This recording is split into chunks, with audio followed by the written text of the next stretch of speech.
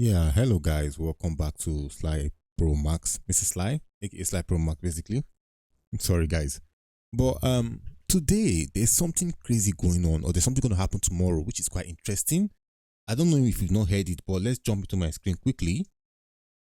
Apparently, there are plans for a July 5th nationwide peaceful protest. Guys, there are plans for a July 5th nationwide protest against EFCC, guys. I don't know when you're watching this video right now, but today is July 4th. Against the EFCC. Now, this account called Pidome is a guy who has been exposing a lot of things going on. First of all, guys, this is not me endorsing the protest. I'm just covering the news. Please, oh. Now, there's this guy who exposed a lot of things that go on in the Nigerian government, okay? Now, his name is Pidoma. Now, apparently, they are pulling up plans to start a protest nationwide against the EFCC. Now, I was looking at this picture right here. It says nationwide protest against EFCC, Friday, 5th July, 11 a.m. to 3 p.m. And from what I've seen here, these are the branches of the EFCC offices. I think this is one in Benin City, High Court Road, that's down here. Now, point of the protest, we shall demand for the reform of EFCC peacefully. They should respect fundamental and constitutional rights of all Nigerians, especially youth. They should stop assaulting innocent Nigerians, invading homes, hotels, and nightclubs like armed robbers in the middle of the night, destroying and stealing properties.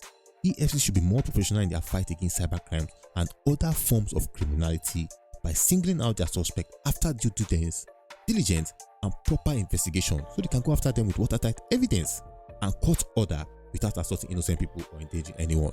Reading with Mr. Sly. Basically, guys, now I'm going to tell you this. I have a big problem with the medium with which EFCC goes about their arrests. I have a big problem with it, I'll be honest with you. Now, first of all, as a legal practitioner, I can say this out and say there are methods to take.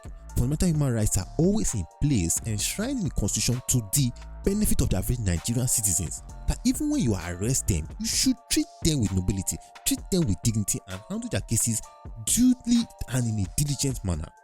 But what do we see? We see situations where the EFCC just barges into hotel and claims on intelligence.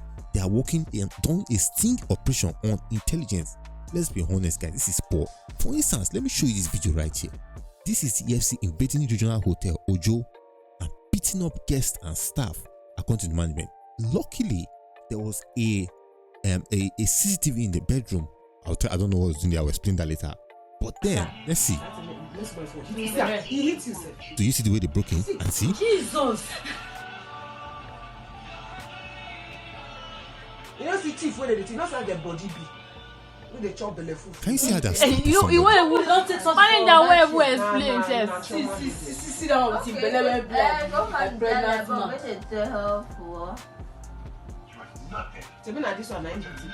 This is stealing.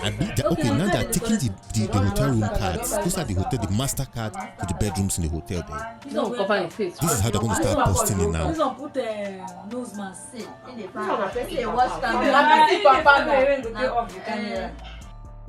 Guys, you see the kind of nonsense that the EFCC does called investigation.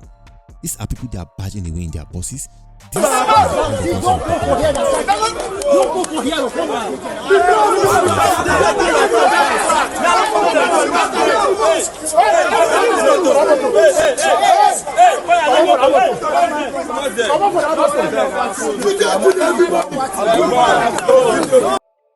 Now, I'm going to say this about this whole method of arresting people and just chunking them into jails to obtain them, because definitely I know they obtain them for sure. I know that. Now, what am I going to say? This is what causes me the major problem to our tourism sector. This is going to be a major problem to our tourism sector. How are we raiding hotels and carrying away everybody? I can't remember the lineup. I saw a lineup of a set of people who were arrested, including one vigilante guy who wore his vigilante uniform. Somebody should tell us that guy himself they do Yahoo too. I can't find the picture anymore, but I mean, that's to show you how ridiculous they are. Now, there is fear from the EFCC that this protest is going to be a problem. This is what EFCC says. EFCC warns promoters of planned protests. So apparently, the EFCC is allowed to the general public on a shadow group planning to instigate a protest against the commission. In the last couple of days, the group has been actively campaigning on social media, recruiting young Nigerians, including students, to take up arms against the EFCC. Guys, first of all, what is arms? Why did they put the arms in quotes? Why do they put the arms in quotes? Because I'm very sure they are well aware that they're saying nonsense there. This insidious campaign is being promoted as resistance to the operational activities of EFCC in respect to enforcement of laws dealing with cybercrime. Now, nobody's saying the EFCC should not deal with cybercrimes, but which of us can remember that right now, this governor, I can't remember what his name, I'll put the picture up on the screen. EFCC, they have full evidence to show that this guy has been moving billions. He even has some money that he used to pay for his children's university in future. The children never reach university yet, so he don't pay ahead already. Okay? Yet the EFCC has not gone with full force against him. So they are going to tell you that they are doing their due diligence to investigate that governor or whatever. Are you trying to tell me the average young guy does not deserve to be investigated as well?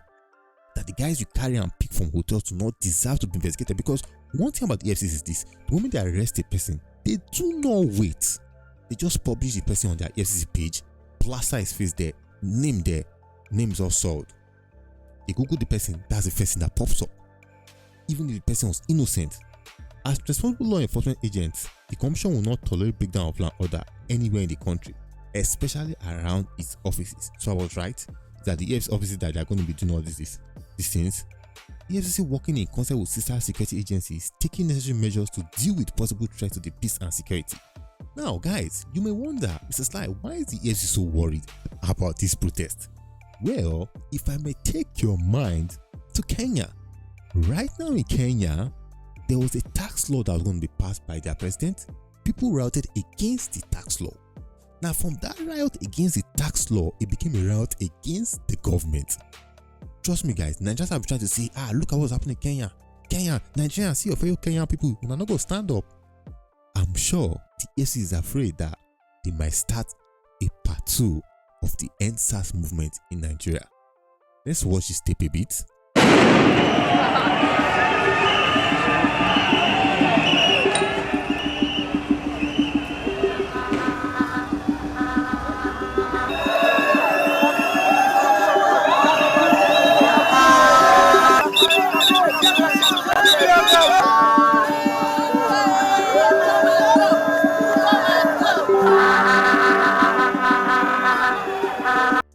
Well, apparently, guys, these guys stormed their parliament, they busted in down, broke things, scattered everywhere, guys. So this is the protest going on right now, that the Nigerian government is afraid of it escalating and becoming End SARS Part 2. I don't know, honestly, I don't know. But I believe the EFCC has gone too far in this thing that they do. The EFCC can take better measures.